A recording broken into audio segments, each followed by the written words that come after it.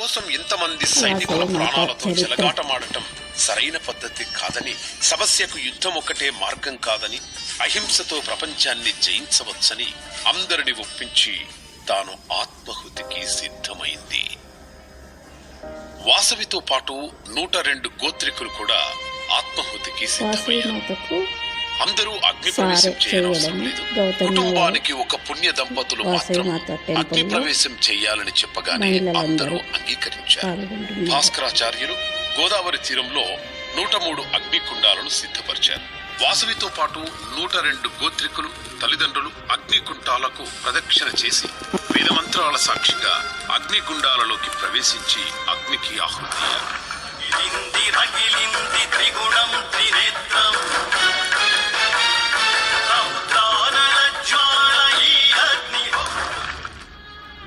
వాసవి తల్లిదండ్రులు ఆవేదనతో హృదయ విదారకంగా విలపిస్తుంటే, వాసవి సత్యలోకాన్ని శిరస్సుగా, సూర్య చంద్రులను నేత్రములుగా, తపోలోకములు లలాటముగా, లోకపాలకులు బాహువులుగా, వేదములు వాక్కులుగా, ఉభయ సంఖ్యలు వస్త్రములుగా, దివ్య పద్మము వేద పుస్తకము, అక్షరమాలలతో కూడిన అభయముద్రతో వాసవీదేవి రూపం దర్శనమిచ్చింది.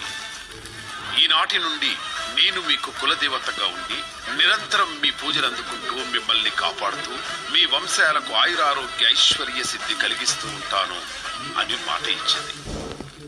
అదే సమయంలో పెనుగొండ సరిహద్దుల్లో ప్రవేశించిన విష్ణువర్ధనుడికి పిడుగులాంటి ఈ వార్త తెలిసి తల 1000 ముక్కలై అక్కడికక్కడ మరణించాడు.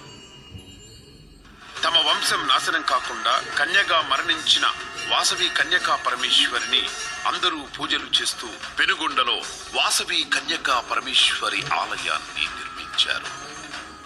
ఈ ఆలయం 6 అంతస్తుల గాలిగోపురంతో రకరకాల రంగులతో అందమైన